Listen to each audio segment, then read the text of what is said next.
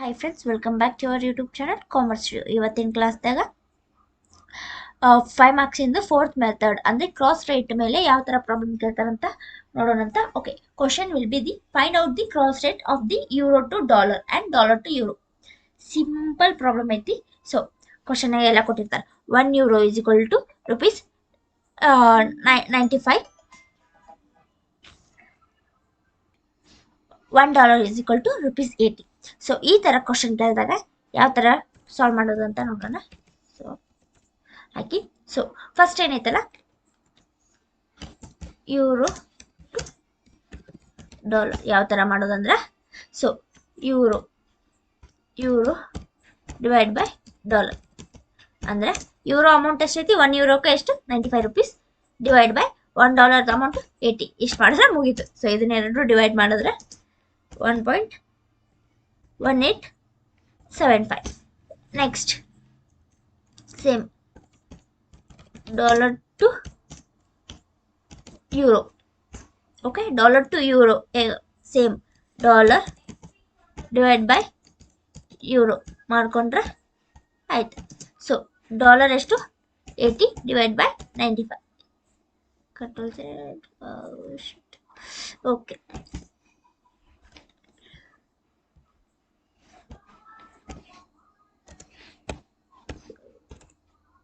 Divide by 95 ಮಾಡಿದ್ರೆ 0.8421. ಇದೇನೈತಲ್ಲ, cross rate ಮೇಲೆ problems ಕೇಳಿದ್ರೆ ಈ ತರ ಮಾಡ್ಬೇಕು. ಸೊ ನಾನಿಲ್ಲಿ ಒಂದೇ ಎಕ್ಸಾಂಪಲ್ ತಗೊಂಡಿನಿ. ಇನ್ನು ಅಂದ್ರೆ 2-3 ಕರೆನ್ಸಿ ಕೊಟ್ಟು ಪ್ರಾಬ್ಲಮ್ ಸಾಲ್ವ್ ಮಾಡಿ ಅಂತ ಹೇಳ್ತಾರೆ. ಸೊ ಇನ್ನೊಂದು ಕ್ವಶನ್ ಹಾಕೊಂಡು ಅದನ್ನೊಂದು ಸಾಲ್ವ್ ಮಾಡೋಣ ಅಂತ. ಓಕೆ ಓಕೆ, ಇದ್ರ ಮೇಲೆ ಸೆಕೆಂಡ್ ಪ್ರಾಬ್ಲಮ್ನ ನೋಡೋಣಂತ. So find out the cross rate of currencies of different countries shown below ಅಂತ ಹೇಳ್ತಾರೆ. ಸೊ ಫಸ್ಟ್ ಒನ್ ಏನೈತಲ್ಲ, pound to euro, second one euro to dollar, third one rupee to euro ಅಂತ ಹೇಳಿ ಕೊಟ್ಟಾರ. 1 ಪೌಂಡಿಗೆ 85, 1 euro 75, $1 80. So rupees will be of course 1 rupee. Okay, now first one,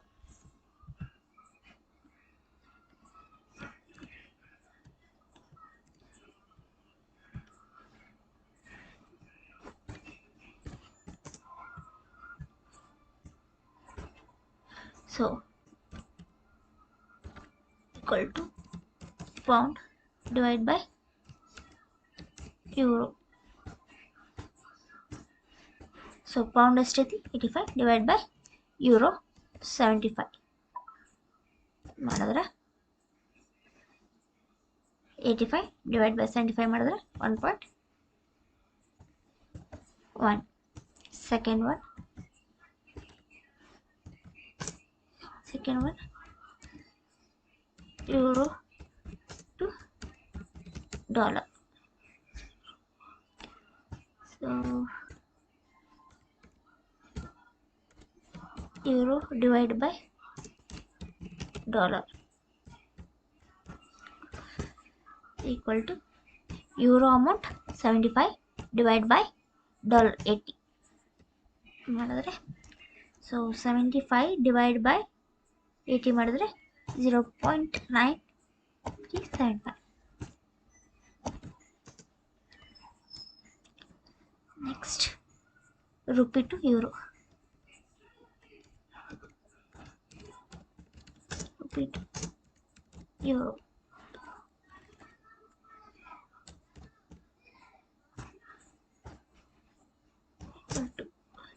rupee ಅಂದ್ರೆ rupee divide by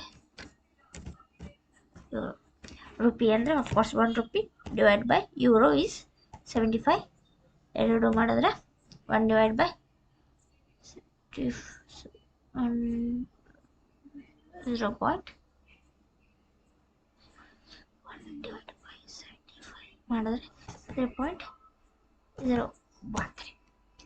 ಇದೇನೈತಲ್ಲ, cross rate ಮೇಲೆ second problem ಈ ಥರ multiple currency ಕೊಟ್ಟು solve ಮಾಡಿ ಅಂದಾಗ. Okay, thank you.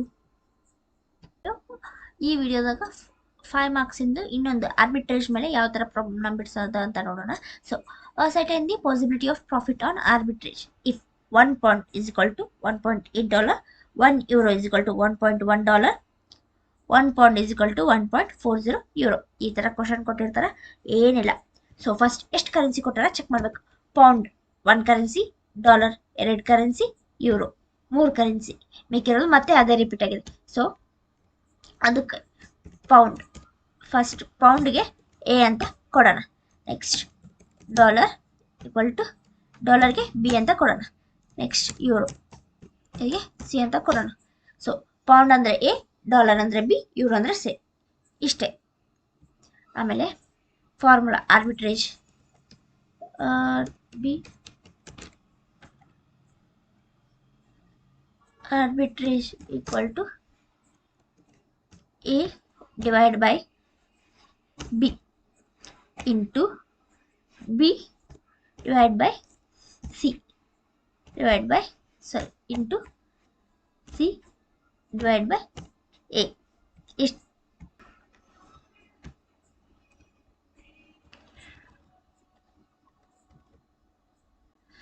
Okay. ಇದು ಏನೈತಲ್ಲ ಫಾರ್ಮುಲಾ ಆರ್ಬಿಟ್ರೇಜ್ ಅಂದ್ರೆ A divide by B into B divide by C into C divide by A. ಇದೇನೈತಲ್ಲ arbitrage formula. So simple. A ಅಂದ್ರೆ ಯಾವ ಕರೆನ್ಸಿ? ಪೌಂಡ್. ಸೊ ಪೌಂಡ್ ಎಷ್ಟೈತಿ ಫಸ್ಟ್? ಸೊ ಎ ಎಷ್ಟೈತಿ first ಇದನ್ನ solve ಮಾಡೋಣ. ಸೊ ಎ 1 ಪೌಂಡ್ ಎ ಅಂದ್ರೆ pound. So first ಆಗ pound ಎಷ್ಟೈತಿ ಅಮೌಂಟ್ 1 ಡಿವೈಡ್ ಬೈ ಬಿ ಅಂದರೆ ಡಾಲರ್. ಅದ್ರಾಗ ಎಷ್ಟೈತಿ ಡಾಲರ್ 1.8 ಇಂಟು ಸೆಕೆಂಡ್ ಇದ್ರಾಗ ಬರ್ಬೇಕೀಗ. ಇದ್ರಾಗ ಬಿ ಅಂದರೆ ಏನು? ಡಾಲರ್. ಡಾಲರ್ ಎಷ್ಟೈತಿ 1.1 ಇಂಟು ಡಿವೈಡ್ ಬೈ ಸಿ ಅಂದ್ರೆ ಯೂರೋ. ಸೊ ಇದ್ರಾಗ ಯೂರೋ 1 ಇಂಟು ನೆಕ್ಸ್ಟ್ ಇದ್ರಾಗ ಸಿ ಅಂದ್ರೆ ಯೂರೋ. ಯೂರೋ ಎಷ್ಟು ಕೊಟ್ಟಾರ? 1.40 ಇಂಟು ಎ ಪೌಂಡ್. ಎ ಅಂದ್ರೆ ಪೌಂಡ್ ಎಷ್ಟೈತಿ? ಪೌಂಡ್ 1 ಐತಿ. ಸೊ 1